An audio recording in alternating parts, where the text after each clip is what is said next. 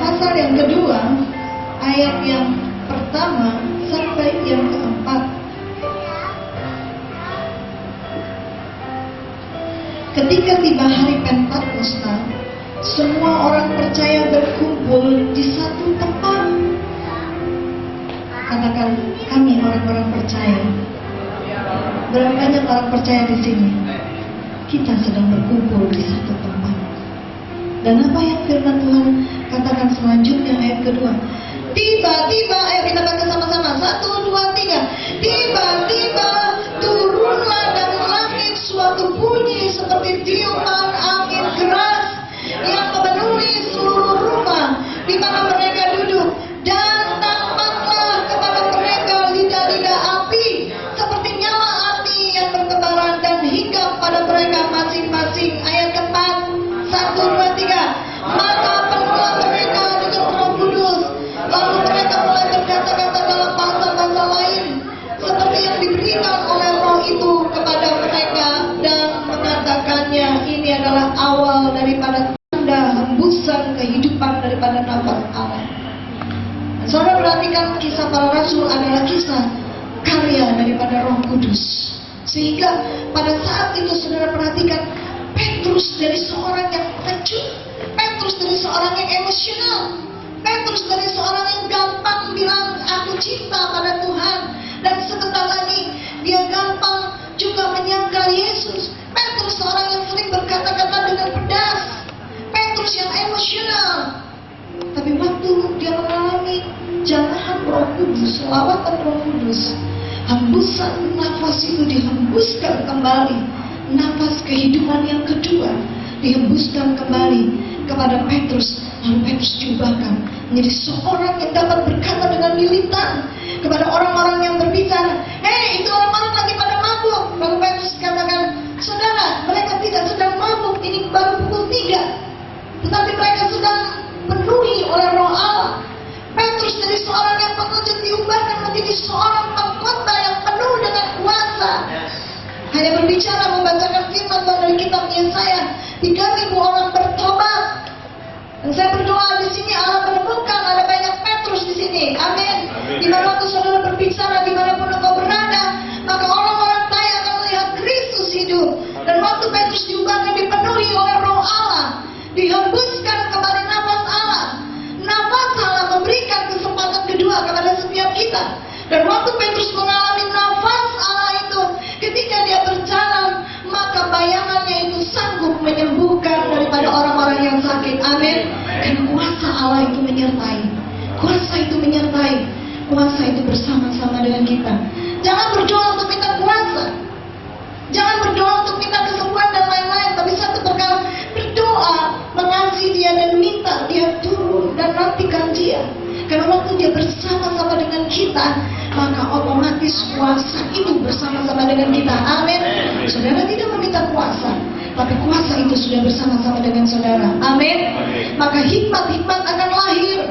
Maka apa yang tidak pernah saudara pikirkan, kreatif miracle itu akan terjadi. Ada karya-karya yang belum pernah dilakukan di muka bumi ini, maka saudara akan dipercayakan oleh Tuhan untuk membuat karya itu.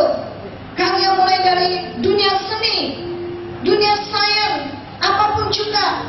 Mungkin akan ada dibangun pabrik-pabrik baru di sini oleh tangan saudara. Amin. Karena kreatif miracle itu ada di tangan saudara. Saudara tidak meminta kuasa. Karena waktu kita meminta kuasa, terlalu hina kematian dia, terlalu hina kuasanya, terlalu hina salib yang dia korbankan bagi kita, terlalu hina nyawanya. Tapi waktu saudara merindukan dia hadir dalam hidupmu, maka kehadiran dalam hidupmu itulah kuasa yang harus dinyatakan. Kuasa itu bukan untuk saudara nikmati sendiri, tapi harus orang lain yang menikmati. Kuasa Roh Kudus itulah kuasa yang bukan sedang menyembuhkan orang lain, membuat orang lain menjadi yang buta menjadi melihat, yang lumpuh menjadi berjalan. Tapi kuasa itu untuk menghasilkan buah roh. Amin. Siapa yang bisa mengasihi seseorang sementara orang itu benar-benar melukai hati saudara? Siapa yang bisa sabar untuk situasi yang tidak nyaman, saat dimana saudara harus tertekan, karena keadaan ekonomi, karena kesakitan, karena orang-orang di sekitar saudara. Tapi waktu kuasa itu turun, kuasa itu akan membuat saudara menjadi seorang yang sabar. Saudara menjadi seorang yang menjadi kasih, seorang yang bisa bersuka cita di saat-saat tidak bisa bersuka cita. Saudara, kuasa akan memberikan saudara kuasa untuk memiliki damai sejahtera di situasi tidak jelas, di situasi yang menakutkan. Saudara tetap damai, kasih sukacita, damai, kebaikan, kemurahan, panjang sabar, kuasa untuk bisa menghasilkan buah penguasaan diri. Kalau bukan karya Roh Kudus tidak mungkin. Dan waktu saudara menghasilkan buah-buah itu, itulah the powerful of prayer. Karena firman Tuhan katakan dalam kitab Yohanes 15, tinggallah di dalam aku dan aku di dalam kamu. Tinggallah di dalam aku. Waktu kita tinggal di dalam Dia, kita mencintai Dia, kita mengasihi Dia, maka Roh Kudus tinggal di dalam kita. Lalu ayat selanjutnya katakan, hasilkanlah buah. Kalau Roh Kudus tinggal di dalam kita, maka buah itu akan dihasilkan. Saudara akan tetap bersuka cita, saudara akan tetap bisa panjang sabar, saudara akan tahu dengan jelas arah langkah mana yang harus saudara ambil dan lakukan. Dan waktu saudara lakukan itu, tinggal di dalam Dia, Roh Kudus tinggal di dalam kita, hasilkanlah buah, kasih sukacita, damai sejahtera. Saudara catat saja, mungkin kita nggak banyak buka ayat hari ini, tapi saya tahu Roh Kudus sedang turun di tengah-tengah kita. Galatia pasal 5 ayat 22. Waktu kasih itu mengalir, itu adalah kuasa. Tak bisa mengasihi tanpa kuasa. Kalau saudara melihat orang yang begitu melukai, menjengkelkan saudara, sementara saudara mengasihi, tidak mungkin dengan kekuatan sendiri. Tapi Tuhan katakan, tinggallah di dalam aku. Berarti kita berharap kepada Dia, dan aku juga akan tinggal di dalam kamu. Berarti Rohnya akan tinggal di dalam kita, sehingga Rohnya akan memampukan kita mengasihi, mencintai. Rohnya akan memampukan kita tidak berhenti berharap, sehingga iman itu tumbuh.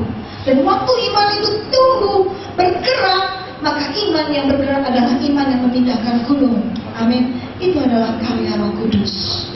Dan sehingga Tuhan katakan, hasilkanlah buah, dan buahmu tetap.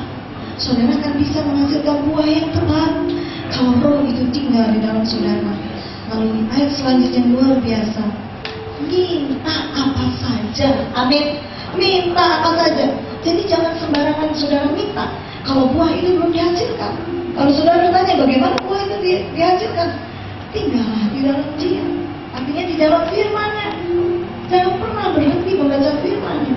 Dan Tuhan katakan, aku akan tinggal di dalam engkau, yaitu Rohnya. 1 Korintus 3 ayat 16 menuliskan, tubuhmu adalah bait Allah yang kudus, dan Roh Allah berdiam di dalam engkau. Di mana Roh Allah berdiam hari-hari ini di muka bumi ini? Gak ada yang jawab. Di mana Pak Bambang? 100 Pak Bambang.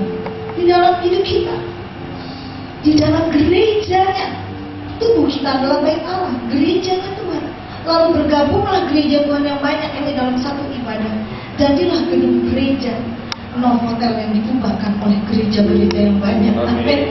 Jadi kalau Roh Allah itu berdiam di dalam kita, betapa luar biasanya kita semua. Katakan amin. Ya Roh Kudus, berhembus sekarang, berhembuslah di tempat ini, mengalir